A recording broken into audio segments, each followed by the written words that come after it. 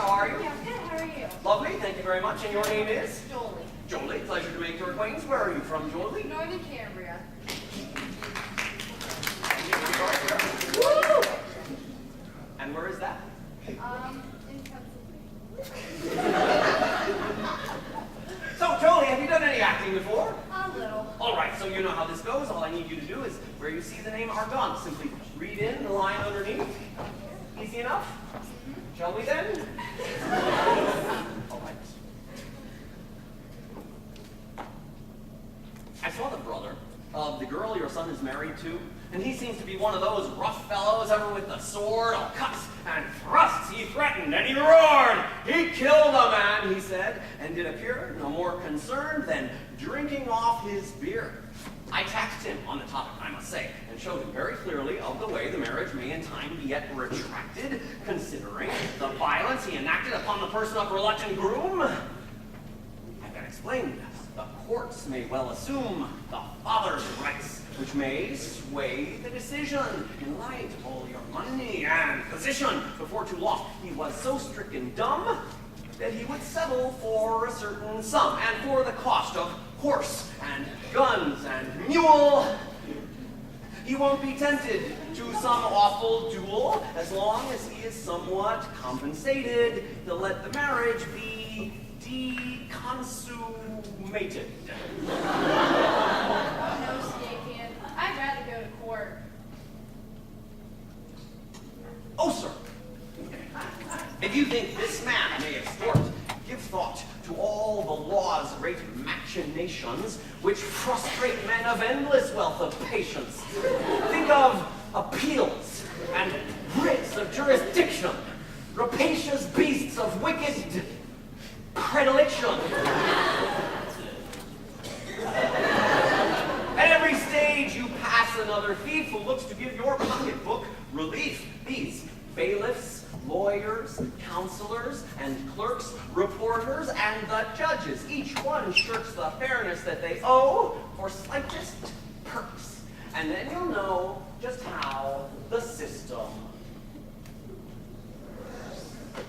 A bailiff serves a false writ on your case, and you may disappear without a trace. Your lawyer may be got at by your foe and sell you out for bits of ready dough. Your counsel might be won out that same way and fail to make appearance on that day, or else he'll argue everything obscurely and see to it you lose the case securely. Thieves, court reporters, clerks find ways to hamper. Welcome back.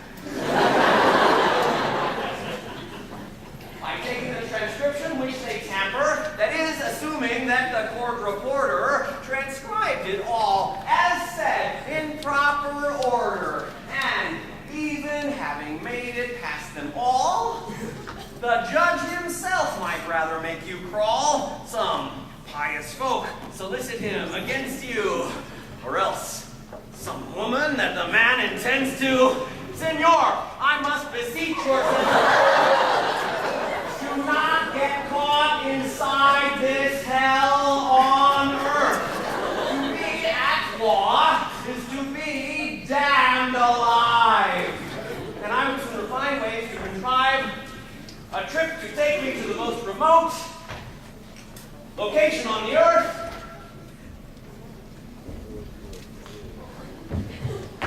My fastest boat. So how much does he reckon for the mule? Sir, for mule,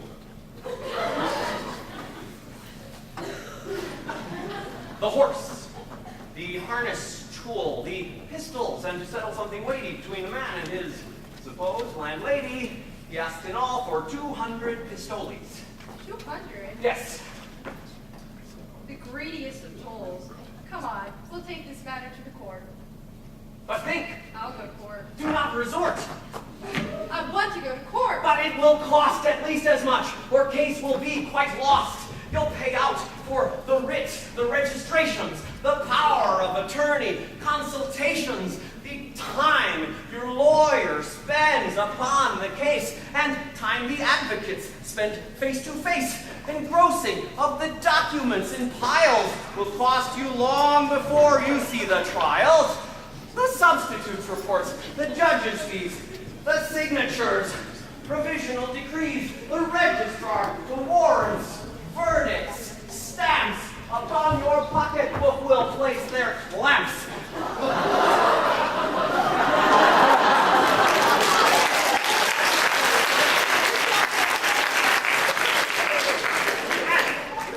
While each honest player you subscribe, that doesn't count the folk you have to bribe. And here's a matter straining all beliefs. You even paid for your attorney's briefs. If you pay out the money now, at first, it's only once you'll be so badly cursed.